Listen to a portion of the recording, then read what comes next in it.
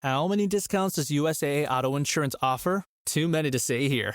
Multi-vehicle discount, safe driver discount, new vehicle discount, storage discount, legacy. How many discounts will you stack up? Tap the banner or visit USAA.com/auto discounts. Restrictions apply. Before we get back to the episode, if you're listening on Spotify, please take a moment to tap 5 stars. It's one of the easiest ways to support Forensic Tales and helps the show reach new listeners. Thank you so much for being here. To get this episode of Forensic Tales ad-free, check us out at patreon.com/Forensic Tales. Forensic Tales discusses topics that some listeners may find disturbing. The contents of this episode may not be suitable for everyone. Listener discretion is advised. The year was 1974 in Benbrook, Texas. The captain of the football team was taking his high school sweetheart to the Valentine's Day dance. The gorgeous cheerleader was eager for an unforgettable evening. A perfect dress, a perfect night, the perfect couple. This sounds like the beginning of a Hollywood movie, but it's not. 17-year-old Carla Walker never made it home. Her story became an investigator's worst nightmare. A rape and murder with no suspects.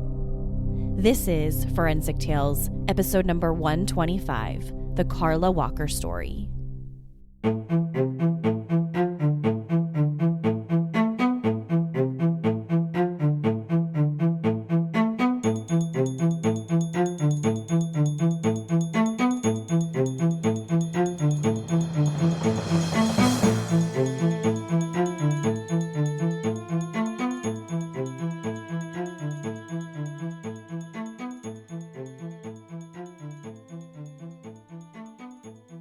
Welcome to Forensic Tales. I'm your host, Courtney Fretwell Areola. Forensic Tales is a weekly true crime podcast covering real, spine-tingling stories with a forensic science twist. Some cases have been solved with forensic science, while others have turned cold. Every remarkable story sends us a chilling reminder that not all stories have happy endings. Sharing true crime isn't just about the story. It's about getting justice for the victims and their families.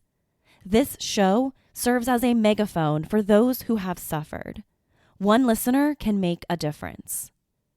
As a one-woman show, your support helps me find new exciting cases, conduct in-depth, fact-based research, produce and edit this weekly show. As a thank you for supporting the show, you'll get early ad-free access to weekly episodes, shout-outs, priority on case suggestions, and weekly bonus content. Before we get to the episode this week, we've got a few new supporters that I want to thank.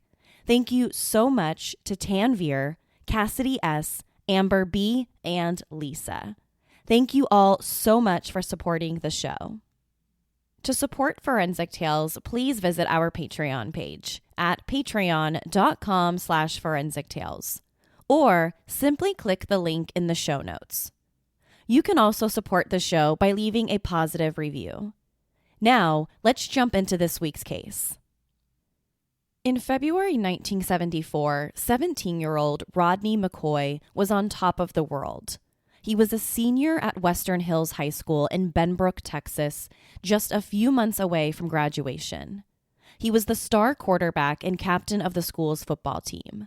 A popular jock who was dating a beautiful, standout cheerleader, 17-year-old Carla Walker. Many would describe them as the cool kids on campus, the classic star quarterback with the beautiful cheerleader. Carla Walker, a junior at the time, was one of 5 children. Like her boyfriend Rodney, she was popular around school and made friends easily. She was a star on the school's cheerleading squad and a standout tennis player.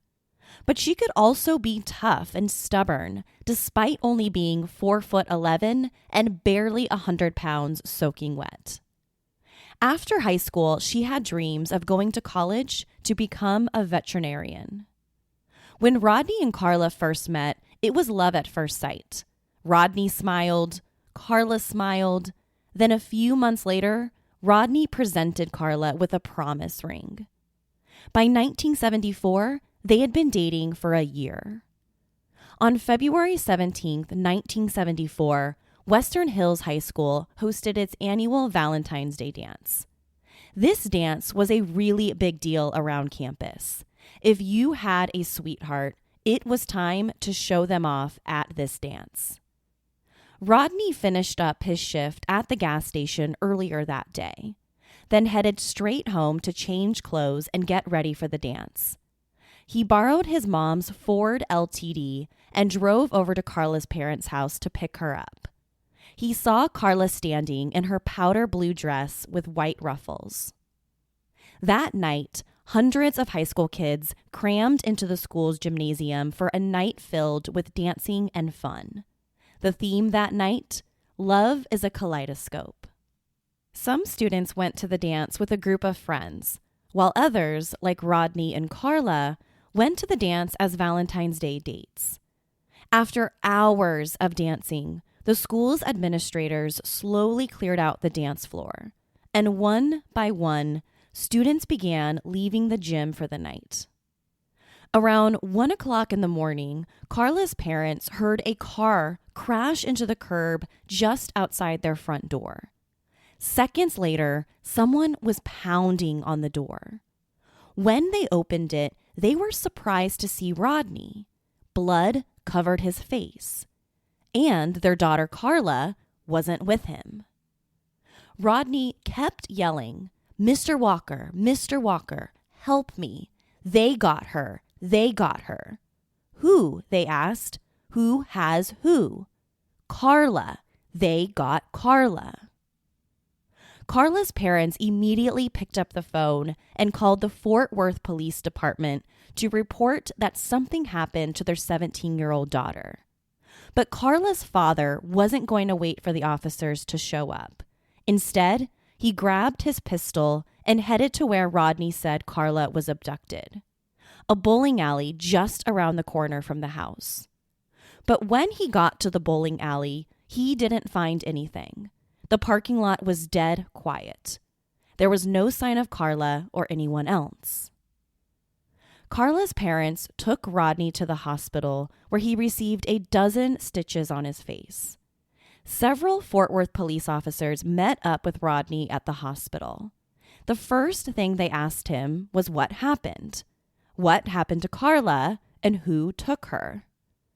Rodney told the police officers that he and Carla, along with another couple, drove to the Taco Bell after the school dance. The Taco Bell fast food restaurant was a popular hangout spot for high school students on a Friday or Saturday night. He said that around 12:30 a.m., he dropped the couple off at their car, then he and Carla drove around for a little while, just the two of them. He said Carla had to use the restroom, so they decided to stop at the bowling alley. After Carla used the restroom, they returned to Rodney's car where they started kissing. Moments later, Rodney said that a man opened the passenger side door and nearly knocked them to the ground. He said the man was holding a gun and hitting him across the face and head with it. The man then took his gun, held it within inches of Rodney's head, and pulled the trigger 3 times. 1, 2, 3. But all Rodney said he heard were 3 clicks. Nothing came out of the gun. Rodney told the officers that the man grabbed Carla and pulled her out of the car while still pistol whipping him with the gun. As blood flowed down his forehead and into his eyes, Carla screamed out to the attacker, "Stop hitting him." According to Rodney, Carla told the man that she would go with him if and only if he stopped hitting Rodney. As the man is dragging Carla away from the car, Rodney said Carla yelled at him to go get her dad. That's the last thing he remembered, because after that, Rodney said he blacked out. Rodney told the police that he didn't remember how long he'd been out. He just remembered that when he finally came to, he looked around but didn't see Carla anywhere. He then got back in the car and drove straight to her parents' house. When the police asked him what the man looked like, he couldn't remember much. He said the man was white, around 5'10" and about 175 pounds. He also said the man had short brown hair and wore cowboy boots, but that's all he could remember before blacking out. Fort Worth police officers immediately launched a massive search to find Carla or her abductor. Because Carla was only a teenager, 17 years old, her case was considered a missing child investigation. According to the FBI, the first 3 hours are the most critical in child abductions. For example, 74% of kidnapped victims who are later found dead are killed within those first 3 hours. So as the hours ticked, the need to find Carla intensified. The police brought in helicopters to conduct aerial searches of the area. They also searched for her on foot and on horseback. At Carla's high school, students and parents had a prayer vigil. When the police searched the bowling alley parking lot where Rodney said the man took Carla, they found a magazine belonging to a .22 caliber Ruger pistol. If the magazine falls out, the gun won't fire with this particular gun. This piece of evidence seemed to match up with Rodney's story. He told the police that the man pointed the gun at his head and pulled the trigger 3 times, but nothing happened. But besides the .22 caliber magazine in the parking lot, the police didn't find any other evidence. Then, the hours quickly turned into days. Almost 2 days into the search for Carla, the police got a massive break in the investigation. But it wasn't the news they hoped for. Carla's body was found in a ditch near Benbrook Lake, dead. Her body was dumped in a quiet area away from the main road. It was a spot roughly 9 miles away from where she was kidnapped in that bowling alley parking lot. When investigators arrived on the scene, Carla was lying on her back. Her killer ripped her clothes. Carla's neck was riddled with bruises. She also had deep cuts to her thighs and legs. Whatever happened to her, we know that she fought for her life. In the mid-1970s, Fort Worth, Texas had one of the most advanced crime labs in the entire state. So the first thing investigators did was carefully photograph the entire scene. They looked for any type of forensic or physical evidence that could point them to her killer. They were careful to photograph and collect everything they possibly could. Fort Worth investigators were cautious to preserve the crime scene. Although they had one of the best crime labs in the state, they knew that forensic science was just in its early stages. They knew about DNA and the potential for the suspects to leave behind their DNA, but they had no way of identifying them. They also knew about fingerprints. But back in the 1970s, it was very challenging for investigators to collect fingerprints and then use them to find a suspect. There was no national fingerprint database like there is today. While crime scene investigators combed through the scene for evidence, Carla's body was transported to the medical examiner's office for an autopsy. But the autopsy didn't reveal much other than proving that someone had strangled her to death and was sexually assaulted.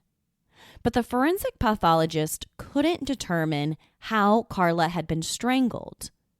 He believed someone could have either manually strangled her or her killer could have strangled her with some other type of ligature. When she got to the morgue, she was still wearing the blue dress that she wore to the Valentine's Day dance. The first thing Fort Worth investigators did to track down Carla's killer was to find who owned that .22 caliber pistol used in the attack. Crime scene investigators had already found the gun's magazine in the parking lot. So the next thing they did was find out who owned that particular gun and was living in the same area. With some assistance from the FBI, Fort Worth police officers found that roughly 40 people in that area had purchased a .22 caliber Rugal pistol. With this list of 40 people, detectives then knocked on every single one of their doors. They proceeded to interview every single person. Detectives even administered over 20 polygraph tests. But everyone who participated passed. No one that the police interviewed was considered a possible suspect. This was heartbreaking news that left the police back at square one.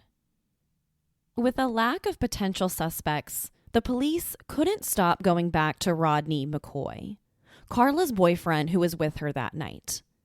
Although he provided them with his story about what happened that night, they couldn't shake their suspicions about him. First, there was the fact that he was the last person to see her alive.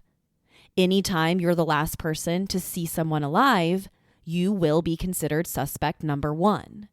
Second, the police thought it was strange that Rodney didn't go to the police right away that night.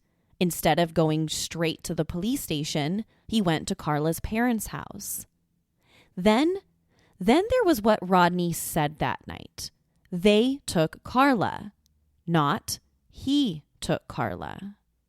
According to Rodney, only one man attacked him and abducted Carla. So the police wondered why he would say they took Carla instead of he took Carla if it was only one person. The police also wondered if maybe Rodney and Carla fought that night. They wanted to know if they really had as much fun at the dance that night as Rodney claimed. So they spoke with several high school students who saw Carla and Rodney at the dance. They interviewed the couple who went to the Taco Bell with them after the dance. But everyone had the same story. They all said that Rodney and Carla had a great time. They danced the night away. There wasn't any indication that they were fighting or having any problems. Detectives also spoke with Carla's parents to learn more about their relationship. But Carla's parents said the same thing that their friends did. They adored Rodney. They loved him. They didn't think he would ever be capable of physically hurting her like that. The Fort Worth Police Department offered up a $10,000 reward for any information about Carla's murder. Unfortunately, the money didn't generate any solid leads. After countless interviews, the police found themselves at a dead end with Rodney. The Fort Worth Police Department had several full-time detectives investigating Carla's murder for the next 2 months. At first, they were inundated with leads. But as the weeks went by, the leads slowly dried up. And for the first 8 weeks of the investigation, they didn't make a single arrest. That is, until they heard about Tommy Ray Nealand. Starting a business can seem like a daunting task, unless you have a partner like Shopify.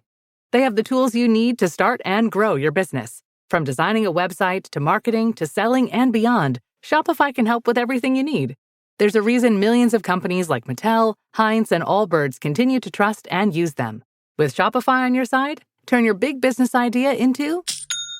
Sign up for your $1 per month trial at shopify.com/special offer. Fort Worth detectives learned that police had arrested serial killer Tommy Ray Nealand after he confessed to killing 2 teenage hitchhikers in Oklahoma and another woman in Texas. As punishment, he received 550 years in prison for 1 murder and 2 additional life sentences for the other 2 murders. At the time, he also faced trial in Fort Worth for the aggravated kidnapping of a teenage girl from Arlington. Detectives investigating Carla Walker's case wondered if Nealand could be Carla's killer. Tommy's crimes were very similar. They had the same MO. All women were abducted, sexually assaulted, and then murdered. The victims were also all around the same age. detectives decided to bring Rodney McCoy to the police station with Tommy Ray Nealand. They had Rodney listen to an audio lineup with different men's voices, including Nealand's voice. The idea was to have Rodney listen to the audio lineup to see if he could identify the man's voice who attacked him and abducted Carla. Since Rodney told the police that he didn't get a good look at the man, the police wanted to find out if he could recognize the voice instead. When Nealand opened his mouth, Rodney's ears perked up. He told the detectives that is the guy that he heard that night. That's the guy. Although Nealand had previously confessed to the other 3 murders, he denied having anything to do with Carla's murder. He told investigators that he was nowhere near Fort Worth that night, and he had no idea who Carla Walker was. Without any physical or forensic evidence tying him to Carla's murder, there wasn't much the Fort Worth police could do. After a disappointing meeting with Tommy Ray Nealand, the police reached another dead end. 3 long years passed until the police heard about Jimmy Dean Sasser. In 1977, Jimmy Dean Sasser from Paris, Texas, walked into a Tennessee police station and confessed to killing Carla 3 years earlier. Police officers in Tennessee immediately picked up the phone and called the Fort Worth Police Department. Not only did Jimmy Dean Sasser confess to killing Carla, but he also provided the police with a detailed written statement on exactly how he did it. But there was one small detail. His written statement didn't match the crime scene. His statement was filled with inconsistencies that didn't match the crime scene, like how he killed her or what he did with her body. Information that didn't line up with the autopsy report. He also couldn't answer many of the detectives' questions about what happened that night. But despite his story not adding up, the police felt like they had enough for an arrest. They had the most critical piece of evidence, a full confession. A few months later, in 1978, Jimmy Dean Sasser was indicted for Carla's murder and was sent to jail. While in police custody, Sasser's mom came forward with some interesting information about her son. According to his mother, Sasser had a lengthy history of getting drunk and then confessing to crimes he didn't commit. And not just petty crimes. He had a history of confessing to rapes, kidnappings, and even murder. A few months later, Sasser recanted his confession and told the Fort Worth detectives that he had made it all up. He didn't murder Carla Walker. And he didn't know who did. He said he did it because he was depressed about his recent divorce, and he had used cocaine when he walked into that Tennessee police station and confessed to Carla's murder. Shortly after, Jimmy Dean Sasser was released from jail. He was never arrested again in connection to Carla's case. Now, 3 years later, the police found themselves back at square one again. As the years went by, detectives were moved off Carla's case and assigned new ones. And her file eventually ended up in the department's cold case division. Under a dark cloud of suspicion, Rodney McCoy skipped college and left Fort Worth, Texas. He moved to the furthest place he could think of, Alaska. He tried moving on with his life while still dealing with his girlfriend's sudden and violent loss, and dealing with the reality that some people, especially the police, still suspected him of Carla's murder.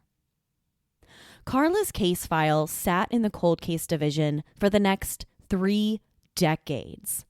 More than 30 years passed before investigators got any closer to finding Carla's killer. In 2005, the Fort Worth Police Department assigned a new detective to give a fresh set of eyes over Carla's case. Detective Sarah Waters. The first thing Detective Waters did was look inside the evidence locker to see what evidence remained from the case. It had been over 30 years, but since Carla's case remained unsolved, there was a good chance the evidence was still preserved. As soon as she got into the evidence locker, she saw it. Carla's powder blue dress she wore the night she was murdered. Even after all these years, the original investigators had neatly and safely preserved the dress in evidence. Detective Sarah Waters sent the dress to the crime lab to see if they could find any new evidence on it. She knew that DNA and forensic testing had come a long way since 1974. By 2005, DNA testing was rapidly evolving and was being regularly used by law enforcement to solve cold cases. She also knew that Carla's killer had sexually assaulted her, so the chances of finding DNA through semen was also possible. So she hoped that new forensic testing could find something on the dress. Technicians carefully swabbed the entire dress at the crime lab, looking for DNA that her killer might have left behind. After passing up and down the dress several times, a technician found a small stain that looked like a semen stain. To be sure, the lab swabbed the stain and submitted it for DNA testing. The test revealed that the sample contained only a partial male DNA profile. It wasn't a complete profile. To put that into perspective, if a DNA profile is a full description of a person's appearance, a partial profile might only describe one of the person's traits. So a partial DNA profile doesn't give scientists the complete picture. But getting a partial DNA profile isn't necessarily a bad thing. Investigators can use the partial sample to eliminate suspects. It just can't identify anyone. And that's exactly what Detective Sarah Waters did with that partial sample. The department took the partial DNA profile found on Carla's dress and compared it to anyone who had been considered a possible suspect in the case. First, they compared it to Tommy Ray Nealand, the serial killer who confessed to killing 3 women and who was also brought in for questioning in Carla's case. Tommy Nealand's DNA didn't match the sample. He was cleared. One by one, everyone once considered a suspect was eventually cleared. What seemed to be a massive break in the investigation ultimately didn't lead investigators to Carla's killer. All they had was a partial DNA profile, but they had no idea who the profile belonged to. 10 years passed and nothing. No suspects, no arrests. Detective Sarah Waters was ready to retire from the police department. She had done everything she possibly could to solve Carla's case. But although she was moving on, she felt in her heart that at some point down the road, new DNA technology would eventually solve this one. In January 2018, now over 4 decades later, the police once again opened the case file. This time, they were faced with one primary concern: the possibility that after all of these years, Carla's killer might be dead. And if he was dead, they might not even find out who was responsible. In 2018, investigators created a list of 83 potential suspects. The list contained names of ex-boyfriends, other guys who went to the same high school as Carla, guys who were at the Valentine's Day dance. It was a list of any and every name the police could think of that might have been involved, no matter how far they had to stretch their imaginations. One by one, investigators tracked down every name on that list of 83 individuals. Not only did they sit down and talk with each person, but they also collected DNA samples from as many as they could. Naturally, they wanted to compare it with their potential DNA sample. But after an exhaustive search, all of the men were excluded by DNA. Finding themselves stuck at another dead end, investigators came up with something different to try and generate new leads. They posted about the case on Facebook. The post about Carla's case got a lot of attention and reaction from the public. Those who had never heard of Carla's case were now determined to help track down her killer. Those who knew about it were ecstatic that the police weren't giving up on it even over 40 years later. But one particular comment on the Facebook post caught the police department's attention. A woman commented on the Facebook post saying that she thought she knew who killed Carla. She said it was a guy she used to live with, her ex-husband, Stephen Clare. The woman agreed to sit down with investigators, and she told them that she found a metal box inside their house one day.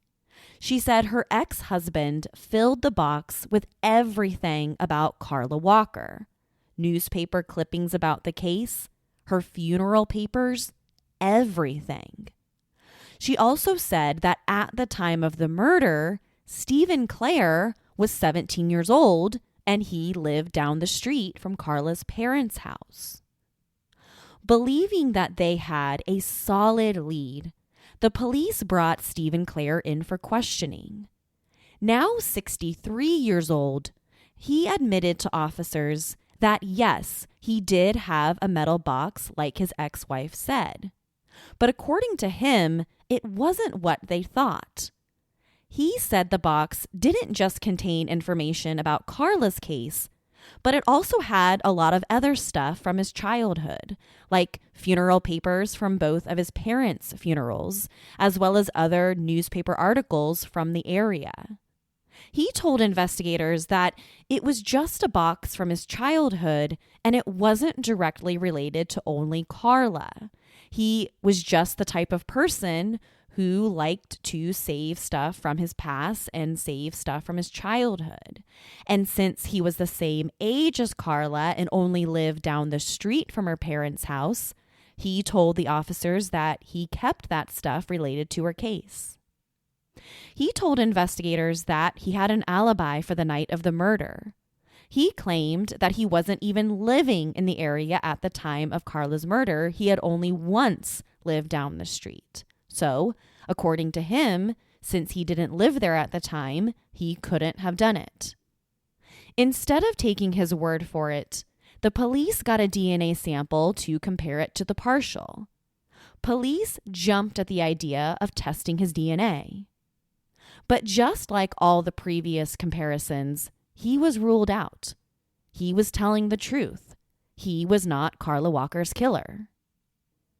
Detectives decided to go back to an earlier theory they had in the case, Rodney McCoy, the boyfriend. They were still troubled that part of his story just didn't seem to add up. According to the police, there was a 30 to 40 minute gap on the night Carla was murdered that is unaccounted for. Rodney told the police that he was blacked out for around 5 minutes before he came to and then drove to Carla's parents' house that night. But Carla's house was only a few minutes away from the bowling alley. But according to the evidence and Rodney's story, Carla's abduction happened 30 to 40 minutes before he went to her parents' house. So if he was only out for around 5 minutes, what happened during that 30 to 40 minute time window? That's not the only thing the police were troubled with, even after all of these years. The most significant inconsistency was Rodney's story about the gun. He told the police that Carla's killer had taken his gun, put it about 2 to 3 inches away from his head, and pulled the trigger 3 separate times. But according to the police, this was impossible. this particular gun isn't capable of that action. After one click, the magazine of the weapon fell out. Investigators knew that because they found the gun's magazine in the parking lot. So if the magazine fell out after the first trigger pull, he wouldn't have been able to pull the trigger 2 more times. This meant that Rodney's claim that the guy pulled the trigger 3 separate times and nothing happened would have been impossible. Did Rodney lie? Or was he just mistaken about that detail? In early 2020, the Oxygen television show The DNA of Murder with Paul Holes did an episode on Carla Walker's case. Paul Holes is a retired investigator up in Northern California who is most famous for his work in identifying Joseph James DeAngelo, aka the Golden State Killer. He's also well known for being an expert in the field of genealogical DNA, the relatively new forensic technique that can identify suspects through their relatives. This type of forensic testing is costly, but the Oxygen Network agreed to pay over $18,000 to cover the cost of this type of testing. The network arranged for Carla's dress and the rest of her clothes to be sent to a forensic lab in California. Because the original investigators in 1974 did such a careful job of preserving forensic evidence, her dress could be retested even 4 decades later. Fortunately, technicians found another semen sample. Only this time, it wasn't on the dress. Instead, they found it on one of the bra straps. They were able to generate a complete male DNA profile from the sample, much more helpful than the earlier partial sample. They then took the sample and compared it against all the samples the police had collected over the years. They also uploaded the sample to CODIS, the National DNA Database. For once, investigators felt like they were so close to identifying the killer. The wait must have been excruciating. Finally, after some time, the news came back. Not one hit. The profile didn't match any of the previously collected samples, and it didn't match anyone in CODIS. It seemed like this case was destined to become yet another unsolved mystery. In an act of desperation, investigators turned to genealogy. If they couldn't identify the profile, the next best move would be to identify possible relatives. But as soon as they tried, investigators were hit with the tragic news. The crime lab in California that found the semen sample on Carla's bra strap had used up the entire sample. They didn't leave anything behind. Whenever you test a DNA sample, you lose some of the sample. And this particular lab used up everything. They used the entire sample, and there wasn't anything left to try genealogy with. But investigators still had one last shot. When the lab examined Carla's bra strap again, they found another DNA spot on it. The spot was badly degraded, and it was a mixed sample. It contained parts of Carla's DNA mixed with another unknown male DNA. Mixed DNA samples are challenging for investigators to test. And even if they are tested, the results aren't always as reliable as tests on pure DNA samples. Believing this was their last shot, they sent the mixed sample to a special forensics lab in Houston, Texas. A young company called Othram Labs agreed to test the mixed sample to try and identify the unknown male contributor.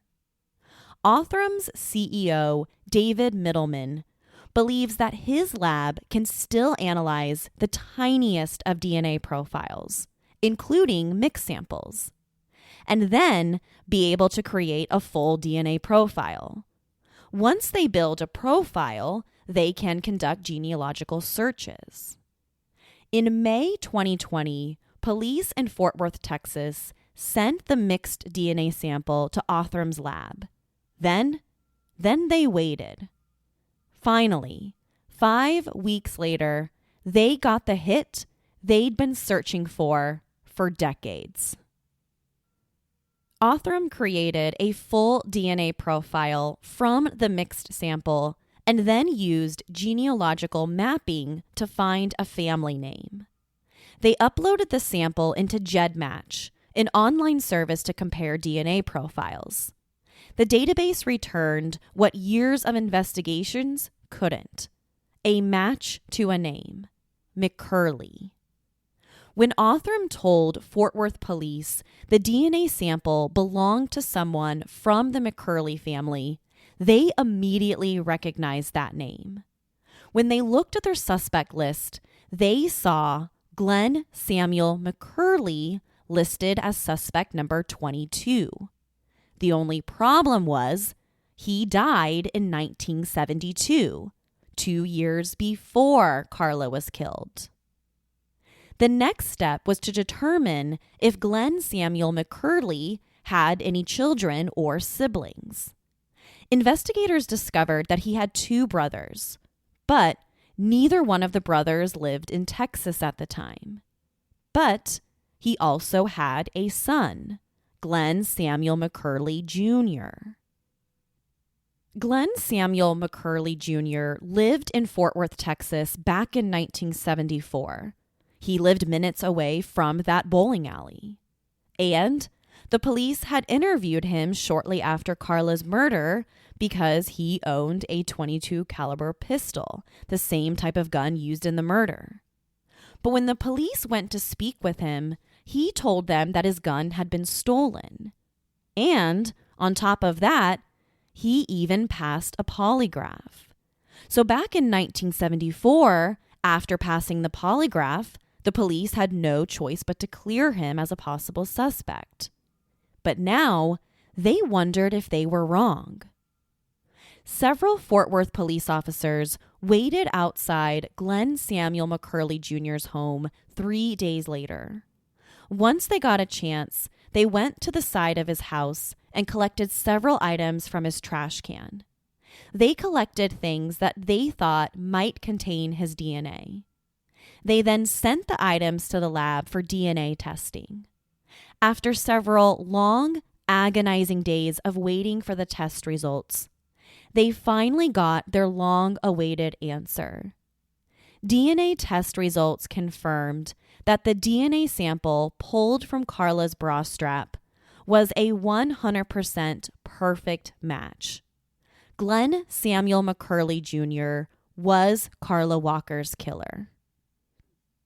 When detectives interviewed McCurley and confronted him with the DNA evidence, he continued to deny having anything to do with her murder. He once again claimed that he had his handgun stolen back in 1974, so he couldn't have done it. But the police had more than enough evidence to make an arrest.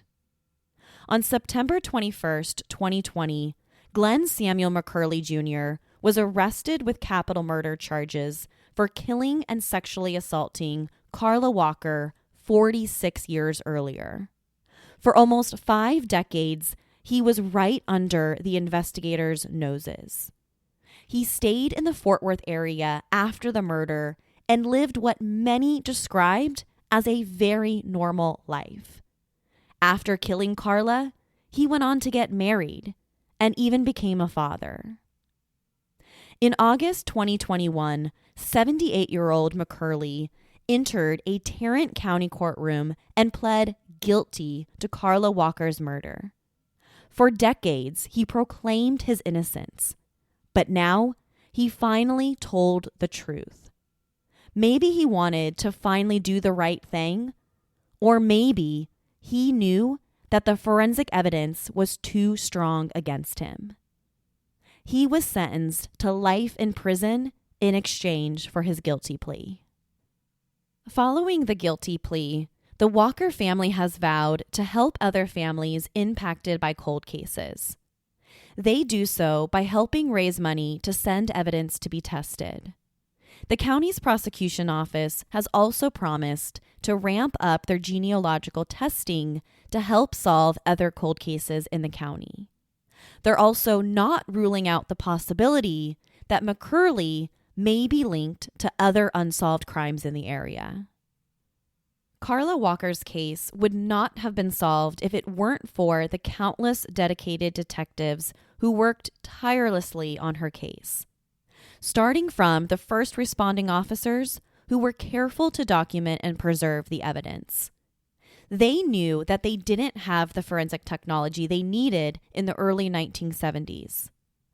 But they had the foresight to know that the technology could arrive in the future, and they were right. Over 40 years later, investigators were able to use DNA advances to finally link Glenn Samuel McCurley Jr. to Carla Walker. Forensic scientists and investigators were finally able to bring closure to Carla's family. No matter the circumstances, no matter the obstacles, the investigators never gave up hope. To share your thoughts on the Carla Walker story, be sure to follow the show on Instagram and Facebook. To find out what I think about the case, sign up to become a patron at patreon.com/forensictales. After each episode, I release a bonus episode where I share my personal thoughts and opinions about the case. To check out photos from the story, be sure to head to our website, forensictales.com. Don't forget to subscribe to Forensic Tales so you don't miss an episode. We release a new episode every Monday.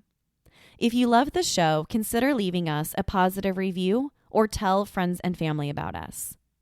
You can also help support the show through Patreon. Thank you so much for joining me this week. Please join me next week. We'll have a brand new case, a brand new story to talk about. Until then, remember, not all stories have happy endings. Forensic Tales is a Rockefeller audio production. The show is written and produced by me, Courtney Fretwell Areola. For a small monthly contribution, you can help create new compelling cases for the show, help fund research, and assist with production and editing costs. In addition, for supporting the show, you'll become one of the first to listen to new ad-free episodes and snag exclusive show merchandise not available anywhere else. To learn about how you can support the show, head over to our Patreon page, patreon.com/forensictales, or simply click the support link in the show notes. You can also support the show by leaving a positive review or telling friends and family about us. Forensic Tales is a podcast made possible by our Patreon producers, Tony A., Nicole L., David B., Paula G., Selena C., Nicole G., Christine B., Karen D., Nancy H., Jim C., and Sherry A. If you'd like to become a producer of the show, head over to our Patreon page, or send me an email at courtney@forensictales.com to find out how you can become involved. For a complete list of sources used in this episode, please visit forensictales.com. Thank you for listening. Your support means the world to me. I'll see you next week. Until then, remember, not all stories have happy endings.